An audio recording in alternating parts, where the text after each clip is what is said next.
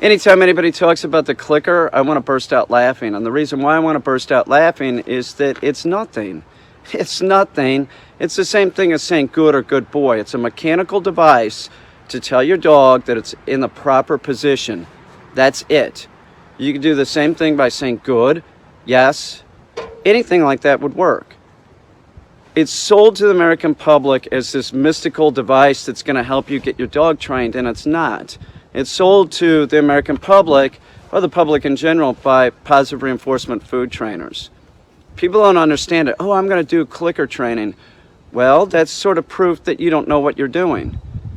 It is, and that would be the general public doesn't understand dogs at all, and there's an army of these food trainers out there selling this as like advanced training. They're selling it. First, they try and get the dog owner into the puppy class and tell them ridiculous stuff, and then do some food training there, and then sell the clicker training as advanced training. That's all it is. It's a marker to tell your dog it's in the proper position. It's the same thing as saying good or good boy. Do you need that? You can't say good or good boy? Now, the other thing that's real important about the clicker, if you've done this with your dog, you can use the clicker to check and see if you've done it right. And all you have to do is use the clicker, click it, and if your dog goes in the sit position or gives you a command, you've done it wrong. You've done it wrong. You did it, so it's very similar to like using a whistle. It's the same thing. It's just a sound, and because you've done it incorrectly, the dog is conditioned when they hear the sound, they give you the command. And that's not what it's about. That is not what it's about. Everything's an implied stay, first of all, and unless they get the command. If you have a dog that's been food trained, you'll see these dogs, and what they do is they offer behaviors trying to get the food. They're spinning around, going through their whole deal, trying to find out which one they can give you to get the food. It's absurd. It's not necessary to train your dog with food, and it creates behavioral problems like this. So get your clicker out. Try doing training without the fanny pack too. Does your dog function without the fanny pack? No, right? No, because they're obsessed with the food. You've been bribing them. So click your clicker. Does your dog offer you a command? You did it wrong. It's the same thing if I'm training a dog to use the whistle command. I whistle, and then the dog comes towards me or sits. Exact same thing. It means you did it wrong. You don't know what you're doing. And that would be 99% of the people that do food training. And because they're unqualified really to do this job, they're training the owners to be just as ridiculous and unrealistic about dogs. Use your clicker. Did your dog do something? Did it sit? You did it wrong. If I call Billy here, and I say good boy, he doesn't sit.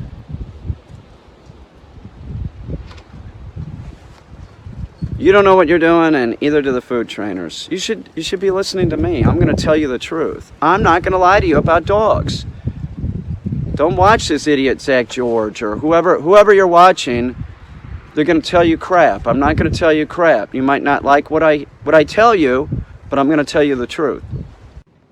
I'm contacted by a lot of people in regards to raw diet, and when I'm having conversations with these people about raw diet, them switching their dog over to raw diet, or their dog's always, already on a raw diet, they're spending a huge amount of energy on dietary needs for their dog, and I think that that's great. But if I had to weigh out what is more important, your dog's nutrition or training your dog, it's training your dog. We have 4 million dogs dying every year. 4 million dogs are getting put down in the United States every year, and it's not because they're being fed bad. They're being fed bad for sure. The majority of them have terrible diets, but the number one problem with dogs and dog behavior would be aggression. So that's not good. It's great to want to give your dog the best diet possible, but if you're not training the dog, if you're not working with the dog daily on the dog's behavior and conditioning, it's a huge mistake. There's no substitution for that. Fixing your dog certainly is not a substitution for your dog's behavior, and that will be sold to you by your vet. That'll definitely be sold to you, but any type of behavioral problems that your dog has before it's fixed, it'll have after it's fixed. So that's not gonna change anything. There's this like business around dogs. There's this business around dogs, and not all of the business is telling people the correct thing. And the correct thing really is to train your dog and know that training is the lifetime of your dog. Yes, I'm a proponent of raw diet. I am.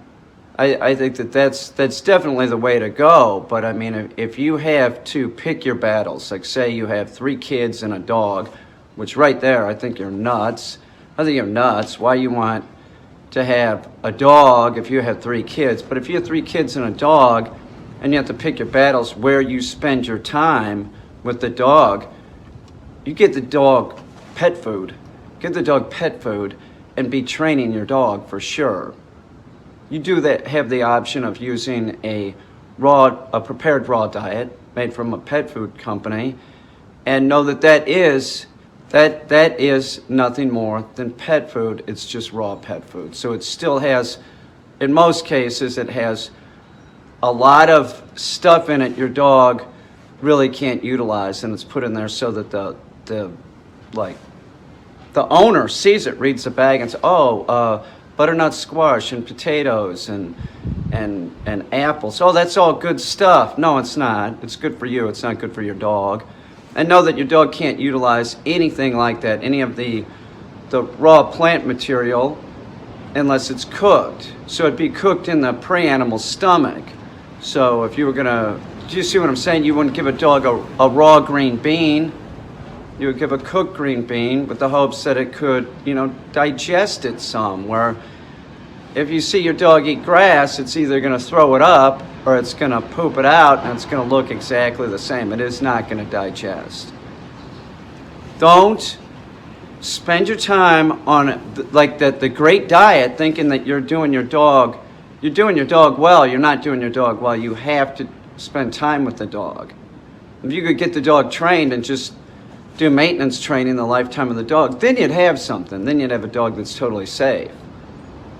There's too much of this worrying about the diet. People are really worried about the diet, but then they have dogs with these behavioral problems. I did a Skype with a woman not too long ago. She's talking about her dog chases her neighbor's car. I'm like, and you're worried about the damn dog's diet? Like, your dog's a mess. Your dog's a mess. It's totally untrained. She's worrying about the wrong thing. And that's what I'm saying. If you have to pick your battles, and your 2 battles are nutrition and training and behavior, you go with training and behavior and feed your dog out of a bag if you have to. You figure out some way to get the dog trained. We have 4 million dying, okay? You could train a dog and just give it Purina or something, and as long as the dog was well behaved, it would be getting the proper amount of calcium and everything that it needs in the Purina dog food. That's a fact. I'm not saying it's the best. I'm just saying that's a fact. But your dog would be trained, so your dog would be much safer, and statistically, the chances of your trained dog ending up in an animal shelter are very lessened. Very lessened. The more people you have interacting with the dog, that isn't getting the dog socialized. That's creating a time bomb. Because they're interacting with your dog. They interact with your dog indiscriminately, petting it and giving it positive reinforcement when they shouldn't, and training the dog to do bad things. Spend your time on your dog's behavior. That's where it's at. It is. Then, to be perfectly honest, if you want it easy, as far as raw diet goes, it's just as easy as using the dog food bag. But if you're going to spend time to grind it and all that, you're wasting your time on purpose, because you either don't have the ability to train the dog, you lack the desire to train the dog. There's some kind of reason that you're spending all the time doing that when I could give my 7-pound, 20-year-old shit. Wow. I can feel the building moving. I can give my 20 pound, I can give my 20 pound, not my 20 pound, I can give my 9 pound, 20-year-old Chihuahua raw bone-in chicken, and he gobbles it up. It takes no extra time for me to feed the dogs. Most people are making excuses that are not training the dog. They're making some kind of excuse just because it's work. It's work until you can get yourself doing it where it's easy to do. And practice helps. It's like anything that takes discipline. Whether you're taking Taekwondo, whatever you're doing. You jog every day. Don't jog with the dog. They run at a different speed. But you do something that takes discipline, whatever that is. Translate that into your dog training. Get used to doing that. And after muscle memory, it becomes much more easy for you to do. Just because something is uncomfortable, like learning how to use a leash, doesn't mean that it isn't worthwhile. Sometimes the things that are the most difficult are the most worthwhile. You concentrate on those and become a master at it. Give your dog a great diet if you want to do that. But if you're not getting the work done with your dog, you're making excuses. Get to work, start training your dog, and maybe you'll end up like me, that you'll find it relaxing. But until you can get to the point where you know how to handle a leash correctly, you're going to have problems. You're going to have problems. Flat out, every time I do lessons with dogs coming home from important training, it takes people 3 days, a minimum of 3 days to get the leash. It's a sigh of relief if I'm seeing like Jules' parents were leaving and they figured out the leash. If they have 3 days and they still don't get the leash, they're not going to get it at home. It's going to be a problem. But most people can figure it out after 3 days, about 3 days. Some 4. That's why a person would stay another day. This is Bowser, and I'm working on right and left casting with him, and we're using puppy bumpers. And he likes to retrieve, and I know this, so I'm teaching him to cast, and it's a lot of muscle memory. So when I give him the signal with the right hand, I want him to go right, and with the left hand, I want him to go left. And this is something that your dog can pick up on pretty quick. You want to work on the basics, though, before you start doing stuff like this. Certainly. I mean, there's people that like have unrealistic expectations. You know, we're working on the basics and everything, you know, not just advanced retriever training like this. But he's picking this up, and he's doing great. And the thing of it is it's a very positive thing for dogs, because they're looking for direction. They want to do the retrieve. Remember, the retrieve is positive reinforcement. That's why it's so ridiculous to train with food. Anything that your dog likes can be used as positive reinforcement. So keep that in mind. It's anything. So you have to be very careful. A lot of dogs are just trained to do stupid things.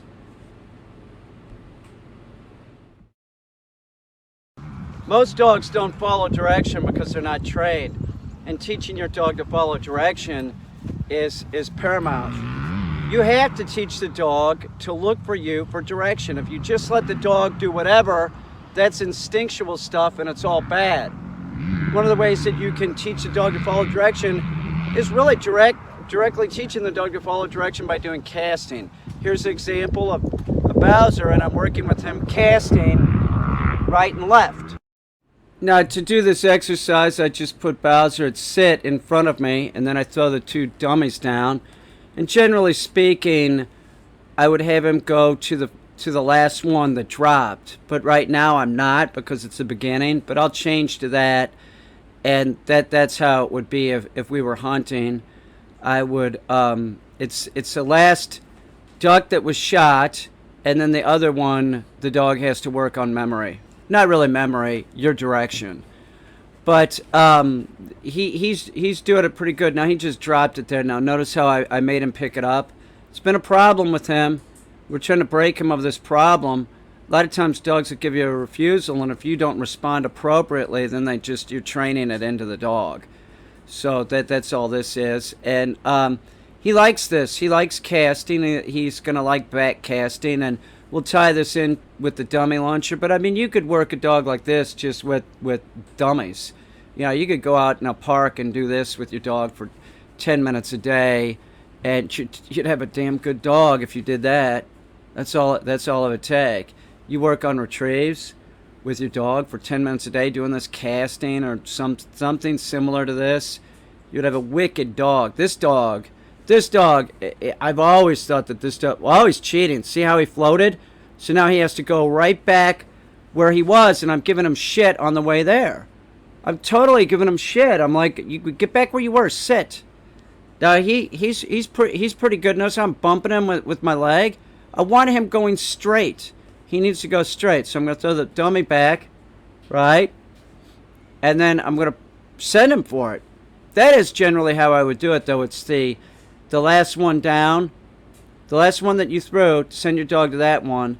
And then the other one, they go after, you send them to that one, you know, as the dog's memory or whatever.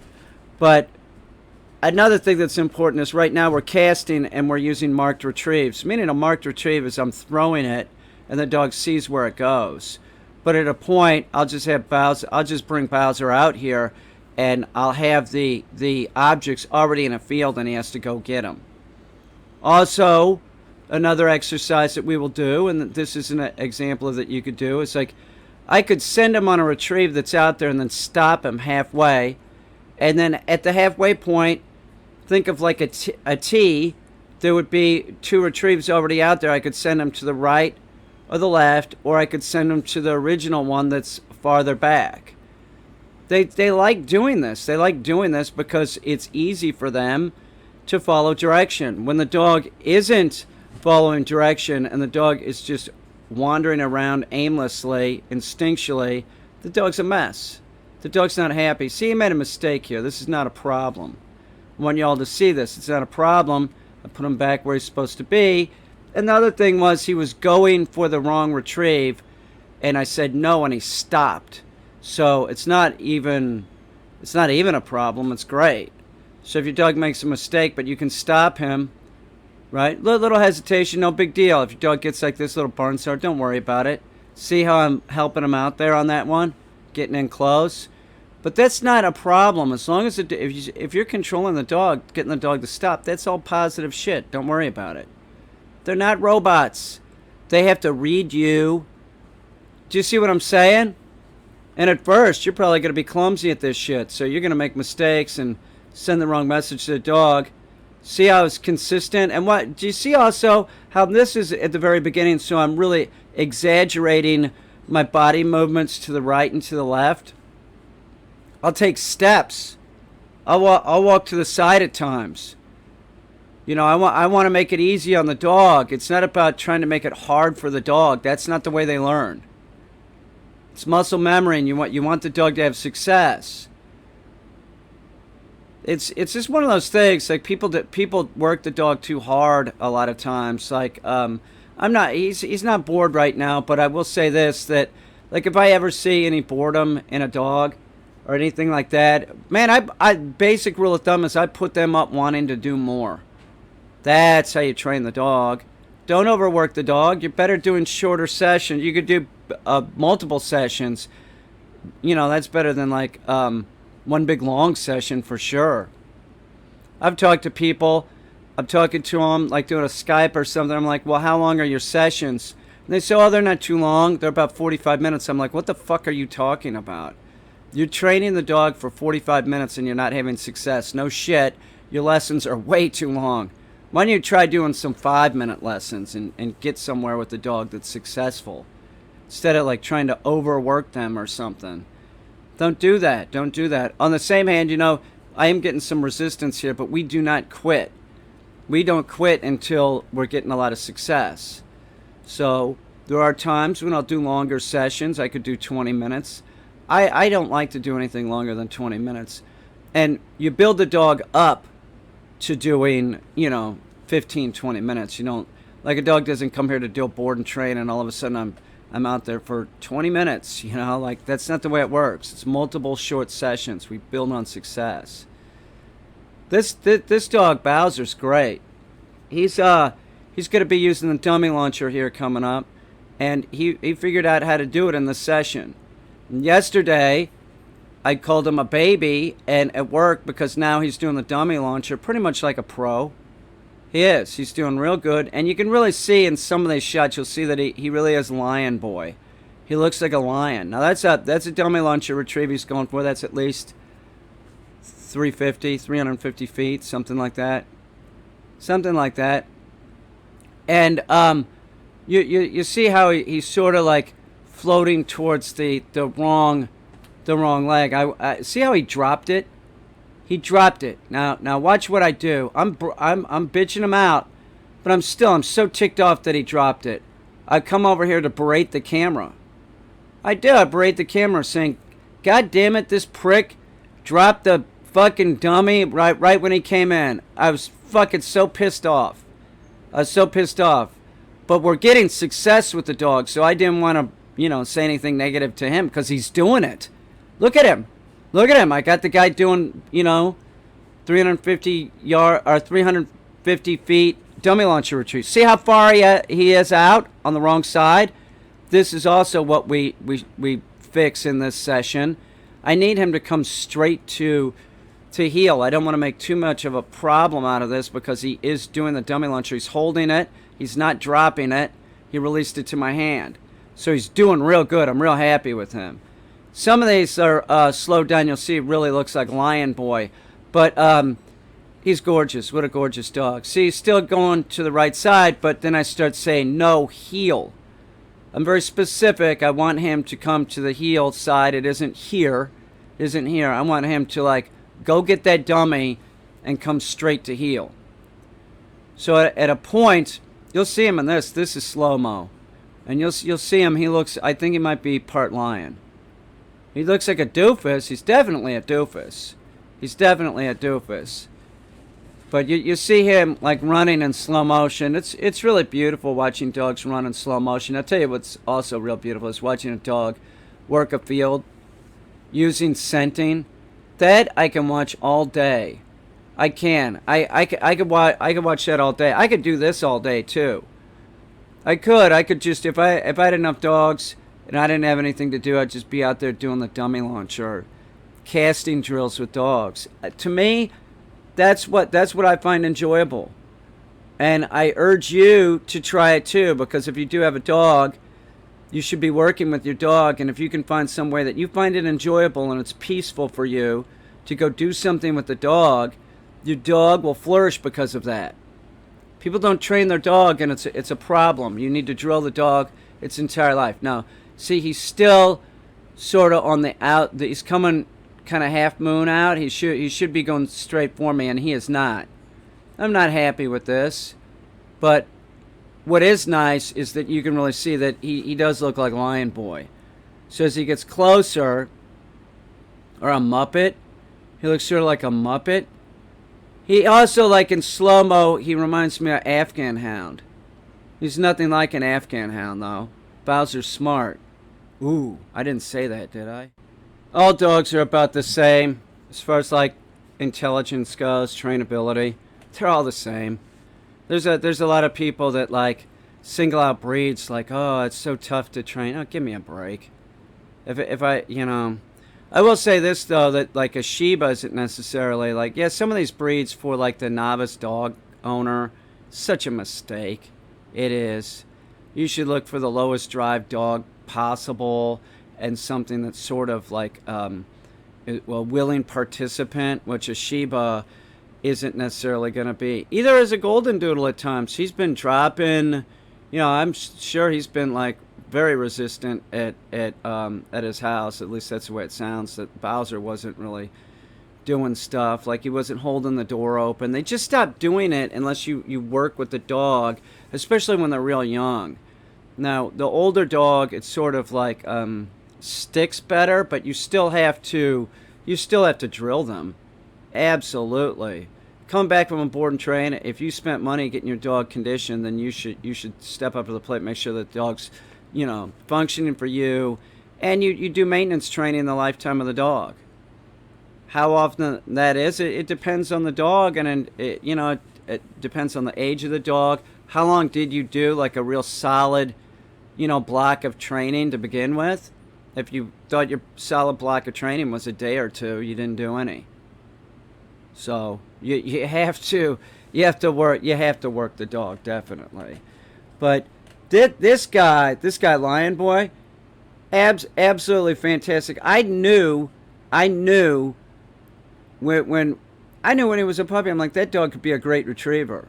And that's what I'm seeing. He's staying. We're using delay right there. I'm going to do a video on that probably tomorrow using Bowser and Marty.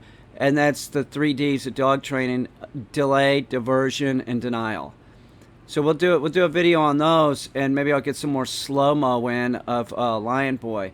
See, if I had one of these, like, look at him. That's ridiculous looking. If I had a golden doodle, I'd have to keep the hair out like this. But you know, I'll tell you, he's a burr magnet. They're all burr magnets. These dogs with the hair, the fur that grows. See how he's just sort of sauntering in? He won't be doing that in 2 days. He's going to be hauling ass. He will. He'll be hauling ass. But his body language, I don't see it as real negative or anything. He's, you know, got an up tail and everything. He's just sort of like cocky, like I'm Bowser, you know. The big deal is when he's coming and pulling into heel, I'm reminding him, I'm reinforcing him, saying, no, hold, because he's been dropping it. And that's something, you know, dogs learn. They just start doing it, and if somebody sends them the message that it's okay to do, then they'll just start doing it. But they're like training them to do the thing that you don't want. That's why it's really necessary. Like if you're working with your dog, be careful who's interacting with your dog. I'm making him wait there. He waited 2 seconds or something. He's waiting already, which Marty, we just started that this afternoon. Marty was starting to pick that up. Not with the dummy launcher. We were doing that with casting with Marty using puppy bumpers. Marty, I just threw it down earlier this afternoon, threw down a puppy bumper, and the little guy picked it up right away. Then I took him out in the field, and I was doing casting drills like I was doing with Bowser with Marty with the same object. It's pretty impressive. He's like a little white lion. He is. Marty's a little tiny white lion. But here comes Bows. Same thing. If I owned a dog like Marty, I'd tend to keep him shaggy like that. They're real cute like that. I did trim up around Bowser's eyes. I don't think he could see. I was afraid he was using that as an excuse, because he was going right. You know, I'd throw him a retrieve or something, or right when we started with the dummy launcher, to act like he didn't see it. You know, he'd just run out by it. And then, no, I don't even see it. You're full of shit. Go over there and pick it up. I had to go back to the basics and make him pick it up out there. It's not seamless. See how my arms are up? I'm really pleased with him. He's doing it. It's Mr. Bows. Look at him. Now, see, see me slapping my thigh? I'm still working on this. I want him to come straight in. That's how you want to do it. If you want to practice this, you could also practice it like using a fence row or a hedge or something like that, and just use something like that, a hallway. That can help the dog too. You're using your surroundings to like physically contain the dog and make sure that the dog's coming straight back to you. It's muscle memory. So much of dog training is just flat out muscle memory and repetition. I'm telling him he's a good boy right now. He's great, man. Come on, man. He's awesome. He's doing the dummy launcher. The dog was terrified of gunshots. You know? To get him to the point where he could function in that realm of excitement and turn it into something positive is very positive. Now, with that said, it's not the same thing as a dog being excited with like a doorbell. It's totally different. But because he'll function doing this, you can get the dog that's excitable with the doorbell. You can control them and say, sit. No, sit. See what I'm saying? Like, one thing doesn't really have to do with the other, but it does. Well, I'm trying to make him as stable as possible and to function as quickly as possible. When we say sit, we need Bowser to sit. You know, that's the command, sit. That's what we said. We need you to do it. That's all it is. He needs to be more compliant to know that there's repercussions if he drops it, that I'm going to be pissed. But if he does it good like that, I'm happy. See how happy I am? See, he knows I'm happy. I'm pleased. I'm so happy with him. He's doing the dummy launcher. Let's see how far it goes. Pretty far. See, I didn't make him wait there too long. And like I say, I shape it as I go. So I want him to come more at heel. So right there, I might even be saying heel right when he picks it up. And halfway in, if it looks like he's coming back down to heel pretty good, I might remind him here, no, heel, right there, I probably said it. And see, he's coming into heel. And I need him to sit, and I need him to release the object to my hand without dropping it. And he did. He's awesome. Look at him. Lion boy. He's actually his apricot boy. He's more of an apricot boy than a lion boy. He is. It's not really like a lion. It's more like an apricot. But watch how he spins into heel here. Watch how he spins into heel here. Doesn't have to do it perfect. But he does pretty fucking good. I'll take that. Come on, he just learned this. Not that, he just learned to do the dummy launcher. So you tighten up as you go. Do you understand what I'm saying? You tighten up as you go. Get the dog to function and just start shaping the dog into... be very specific with the dog.